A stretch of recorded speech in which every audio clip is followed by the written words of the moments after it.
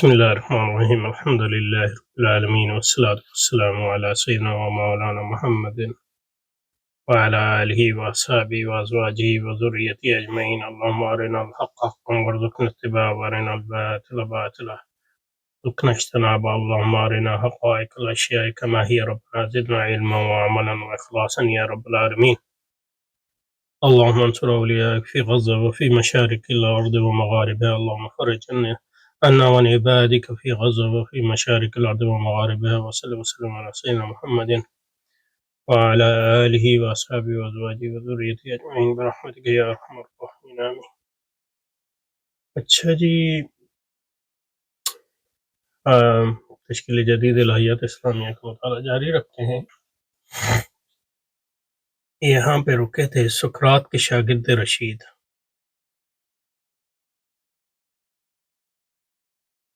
سقراط کے شاگرد رشید افلاطون کو بھی ادراک بالحواس سے نفرت ہی رہی. اس کا خیال تھا کہ ادراک بالحواس سے کوئی حقیقی علم تو حاصل نہیں ہوتا، ہم اس کی بنا پر صرف ایک رائے قائم کر سکتے. تو اس میں کچھ باتیں بالکل ہی غلط ہیں، دوسری کچھ جو ہے ہاف ٹروتھس ہے، یعنی آدھی صحیح آدھی غلط ہے، یعنی وہ بھی غلط ہے ان معنوں میں. انگریزی میں کہہ رہے ہیں Plato despised sense perception which in his view yielded mere opinion and no real knowledge. تو یہ کہنا بالکل غلط ہے کہ افلاطون کو ادراک بالحواس سے نفرت تھی.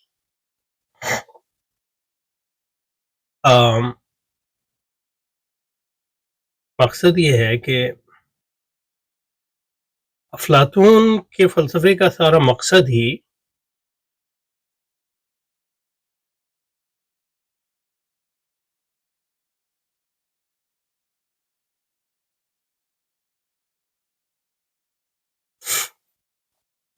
عالم حواس، عالم فطرت کی توجیہ بیان کرنا.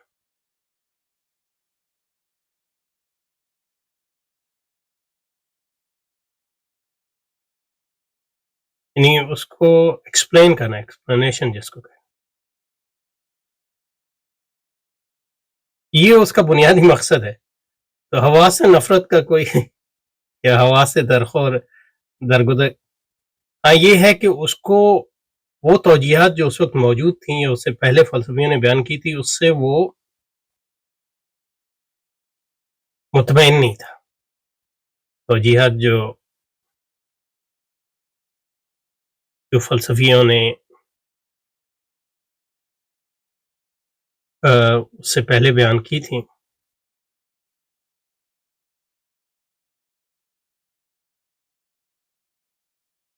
سے پوری طرح وہ مطمئن نہیں تھا. تو اس نے ایک نئی توجیہ پیش کی.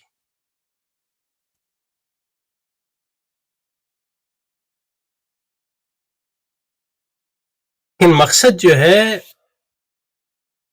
عالم حواس یا عالم فطرت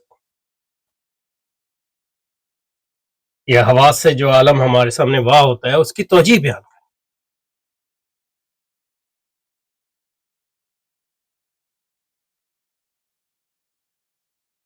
افلاطون سے پہلے جو فلسفی آئے تھے، افلاطون کے ہاں بھی اور بعد میں ارسطو کے ہاں بھی ایک اہم چیز جس کی وہ سمجھنے کی کوشش کرتے ہیں وہ حرکت ہے. افلاطون سے پہلے جو، کیونکہ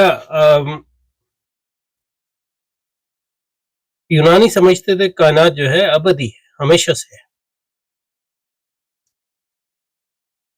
اس میں ان کو کوئی مسئلہ نہیں تھا. مسئلہ ان کو یہ تھا کہ یہ حرکت کہاں سے آئی.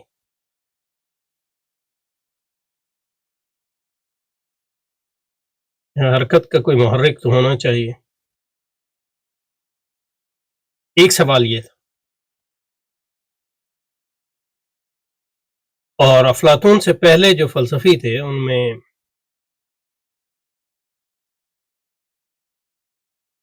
دو اہم فلسفی تھے. ایک ہراکلیٹس تھا.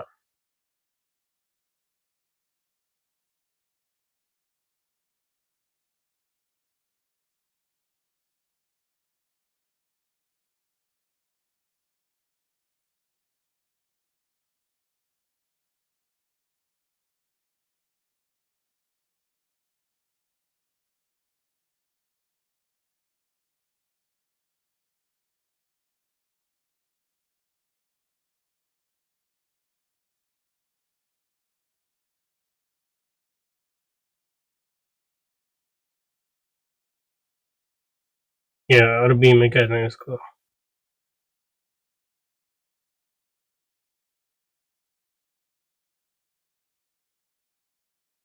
ہیراکلیٹس کہتا تھا کہ ہر چیز حرکت میں.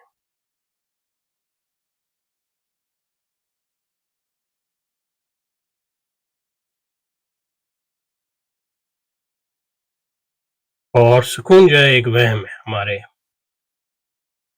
حواس کا.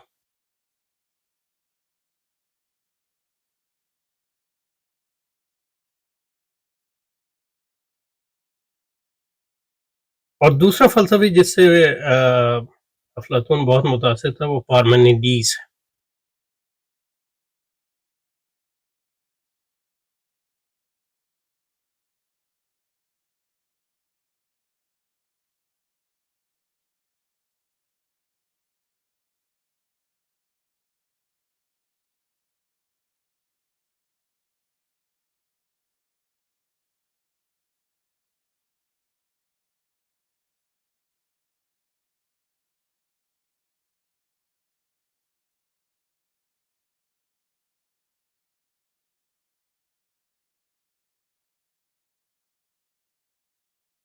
پارمینیڈیز اس کا خیال تھا کہ ہر چیز جو ہے سکون ہے.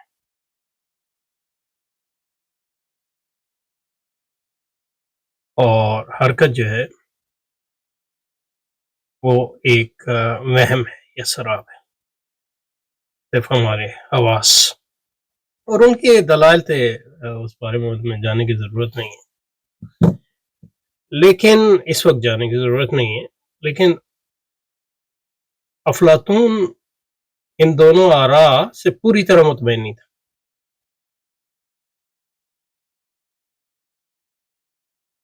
تو اس نے اپنے فلسفے میں جو کوشش کی وہ یہ کی کہ حرکت اور سکون کو دونوں کو ان کا مقام، دونوں کی توجیہ بیان کریں، حرکت اور سکون. اور یہ صحیح ہے کہ افلاطون کے ہاں سکون جو ہے وہ ایک برتر چیز ہے، کیونکہ حرکت کا مطلب یہ ہے کہ چیز جو ہے اپنے مقام پہ نہیں ہے. تو اس لیے مطلب افلاطون کے ارسطو کے ہاں آپ دیکھیں کہ خدا حرکت نہیں کرتا، کیونکہ حرکت ایک نقص ہے. اور اس سے ہمارے متکلمین بھی کچھ متاثر ہوئے. تو مطلب یہ کہ انہوں نے قرآن میں جو حرکت کی آیات ہیں اللہ تعالیٰ کی، اس کی توجیہ بیان کرنے کی کوشش کی کہ ان کے خیال میں خدا جو ہے وہ حرکت نہیں، یہ حرکت نقص ہے.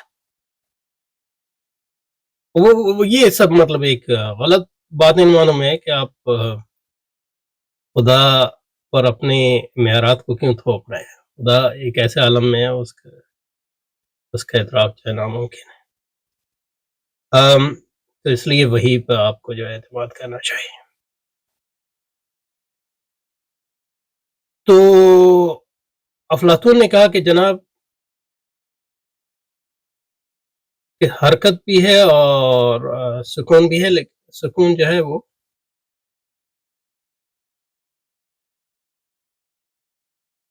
حواس، عالم حواس میں حرکت کی توجیہ کرتے ہیں، لیکن اس حرکت کے پیچھے عقل جو ہے دائمی سکون بھی ہے. کیونکہ سکون کے بغیر حرکت کا تصور نہیں ہو سکتا.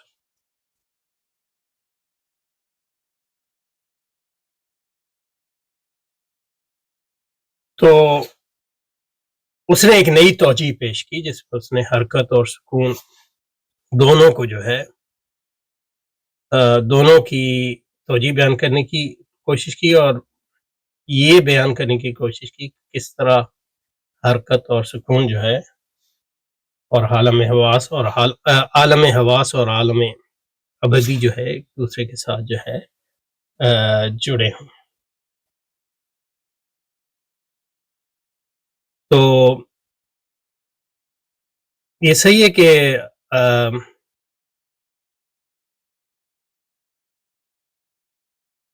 تو سمجھتا ہے کہ عالم حواس جو ہے عالم متغیر ہے، اور اس لحاظ سے توجہ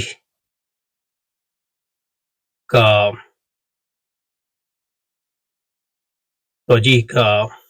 کیا لفظ ہے، توجہ کا متقاضی ہے،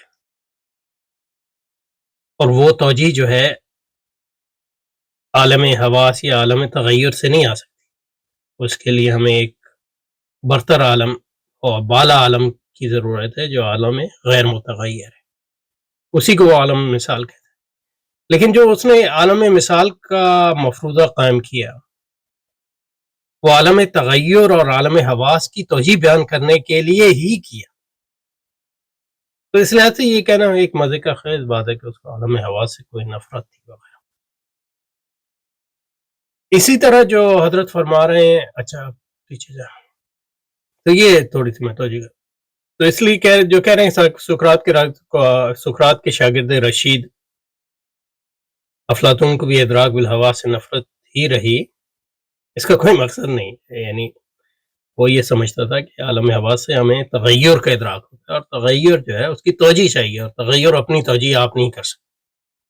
تو اس کے لیے ایک ایسا عالم ہونا چاہیے جو غیر متغیر ہے. اور بنیادی طور پہ مطلب یہ ہے کہ ہم اسلامی تعلیمات میں بھی یہی ہے. اب یہ ہے کہ ہم اس عالم کو عالم ڈیوائن ریالم یا عالم الوہی کہتے ہیں، اور خدا کے قائل ہیں. اب ظاہر ہے وہ صرف عقل کی بنیاد پہ کام کر رہا تھا، لیکن اس کو تغیر یا ہوا سے نفرت نہیں تھی. وہ صرف یہ سمجھتا تھا کہ تغیر خود اپنی توجہ نہیں بیان کر سکتا.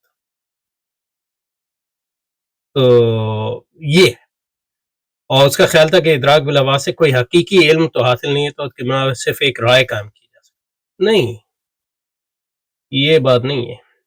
یہاں جو اس کے نظریہ علم پر علامہ اقبال اس کی طرف اشارہ کر رہے ہیں، یہ تھیٹیٹس میں موجود ہے. وہ وہاں جو ہے سقراط جو ہے افلاطون ظاہر سقراط کی زبانوں میں بات کرتا ہے زیادہ تر، سقراط کے ذریعے وہ علم کی تعریف کرتا ہے اور رائے کی تعریف کرتا ہے. رائے کا مطلب ہے اوپینین.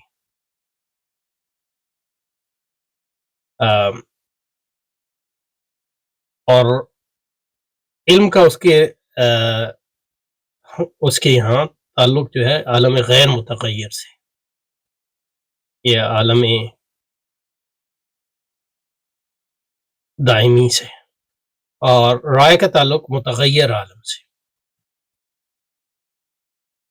اور کیونکہ متغیر عالم کا جو ادراک ہوتا ہے وہ حواس سے ہوتا ہے، تو اس لیے حواس سے جو ہمیں علم حاصل ہوتا ہے وہ اس کو وہ رائے کہتا ہے، اور جو دائمی عالم کا علم ہے اس کو اصل وہ علم کہتا ہے. تو یہ اس کی علم کی تعریف ہے. لیکن یہ جو دائمی علم ہے یہ حواس کے بغیر حاصل نہیں ہوتا. حواس ہی کے ذریعے جب ہم حواس سے جس عالم متغیر کا ہم ادراک کرتے ہیں، اس کے پیچھے پھر عقل کی مدد سے ہم عالم دائمی کے ادراک کی کوشش کرتے ہیں. تو یہ جو علم حاصل ہوتا ہے یہ حواس کے بغیر نہیں حاصل ہوتا، کیونکہ علم کی بنیاد عقل ہے. تو عقل جو ہے حواس کے پیچھے حواس کے ذریعے ہمیں تغیر ملتا ہے. لیکن اس تغیر کے پیچھے عقل جو ہے ایک دائمی عالم دیکھتی ہے، کیونکہ وہ سمجھتی ہے کہ تغیر خود اپنی توجیہ بیان نہیں کر سکتا. تو یہ نظریہ علم جو ہے اس کی مواد و طبیعت سے، جس کا ہم نے پہلے ذکر کیا، اس سے تعلق. تو اس کا مطلب یہ نہیں ہے کہ وہ حواس کی بنیاد پر جو ہے وہ کہتا ہے کہ علم حاصل نہیں ہوتا. یہ علم جو ہمیں ملتا ہے وہ حواس سے ہی شروع ہوتا ہے. حواس رائے، اور رائے کوئی بری چیز نہیں. مطلب یہ جو میں درخت دیکھتا ہوں، یہ اس کو وہ رائے کہتا ہے، کیونکہ یہ حواس کے ذریعے حاصل ہوتا ہے. لیکن یہ کہ اسی حواس سے جو مجھے اطلاع ملتی ہے اس پہ پھر میں عقل کی بنیاد پہ غور کرتا ہوں، تو اس کے پیچھے ایک دائمی چیز کا ادراک کرتا ہوں، اور وہ دائمی چیز جو ہے اس کا ایسنس ہے، اس کا جوہر ہے جو غیر متغیر ہے، اور اس کو جو ہے عقل اس کا ادراک کرتی ہے. لیکن اگر حواس نہ ہوتی تو عقل پھر کیسے وہاں تک پہنچتی؟ تو عقل جو ہے حواس، یہ اس طرح کہیں گے، مطلب یہ کہ حواس کے ذریعے ہمیں ایک میوہ ملتا ہے، اور پھر عقل جو ہے وہ اس کے چھلکا نکالتی ہے، اس کے پیچھے جو اس کے چھلکا نکالتی ہے، اس کے نیچے جو کھانے کی چیزیں تو کھاتی ہے، اور پھر عقل جو ہے اس کوٹلی کو لیتی ہے جو اس کی بنیاد ہے. تو اس کی مثال اسی طرح سمجھ لیں آپ. تو اپینین یا رائے کی ایک ٹیکنیکل چیز ہے اس کے ہاں، اور علم بھی ایک اس کی ڈیفینیشن، اور اس کا تعلق جو ہے اس کی تعریفات سے اور اس کی مواد و طبیعت سے، جس کا ہم نے پہلے ذکر کیا. تو اس لیے یہ جو کہا ہے کہ سقراط کے شاگرد رشید افلاطون کو بھی ادراک بالحواس سے نفرت رہی، اس کا خیال تھا کہ ادراک بالحواس سے کوئی حقیقی علم حاصل نہیں ہوتا. اس کے بنا پر صرف ایک رائے قائم کر سکتے ہیں. یہ سارا مطلب یہ کہ درست نہیں ہے، یعنی درست نہیں ہے ان معنوں میں کہ اس کے پیچھے جو اصل حقیقت ہے اس کی طرف میں نے اشارہ کر دیا. برعکس اس کے قرآن نے سمع و بصر کا شمار اللہ کی گران قدر و انعامات میں کیا. ٹھیک ہے.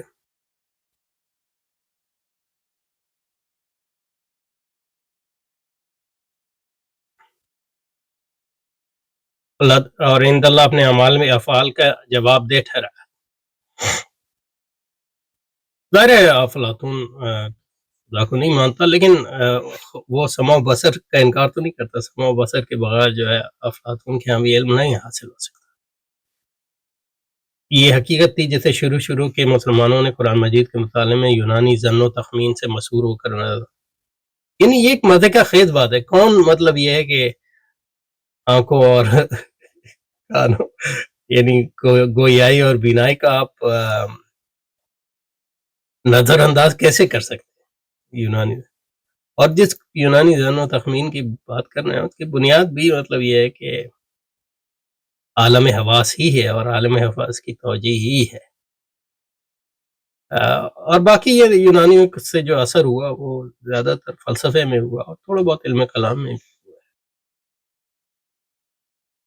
الفاظ دیگر انہوں نے اس کا مطالعہ بھی فکر یونان کی روشنی میں کیا. اس کا اس کی کوئی بنیاد نہیں ہے. قرآن کا مطالعہ جو ہے، قرآن کی پہلی تفسیریں جو ہے محدثین نے لکھی، یعنی طبری جو ہے محدث، یہ ساری تفسیروں کی بنیاد ہے وہ تفسیر. اور اس کے بعد تمام علماء نے اپنے علوم کی بنیاد پر قرآن کی تفسیر لکھی، اور آج تک لوگ لکھ رہے ہیں. یہ اللہ تعالیٰ کا قرآن مجید جو ہے اللہ تعالیٰ کا دسترخوان ہے، اس پہ جو آتا ہے اس کو جو ہے اس کے ظرف کے مطابق ملتا ہے. اور اس کی حفاظت کی ذمہ داری اس کے الفاظ کی بھی معنی کہ اللہ نے خود لی، اور تاریخی طور پہ بھی اس کا کوئی ثبوت نہیں ہے کہ مسلمانوں کے ہاں جو ہے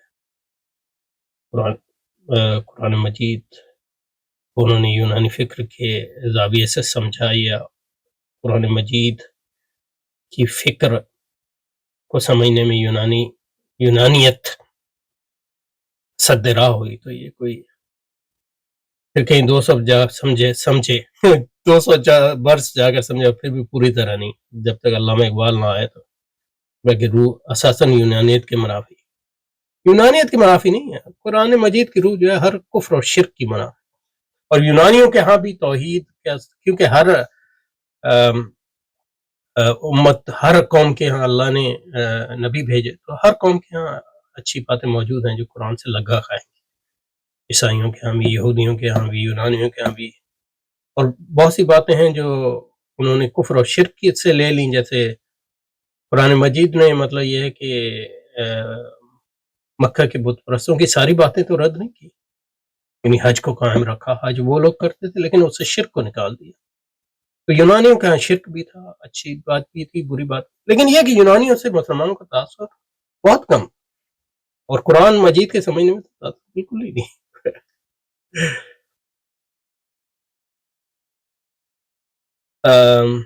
اس سے انکشاف نے ان کے دن. اچھا یہاں رکتے ہیں، پھر اس کو جاری رکھیں گے. سبحانک اللہم و بحمدک، نشہد ان لا الہ الا انت، نستغفرک.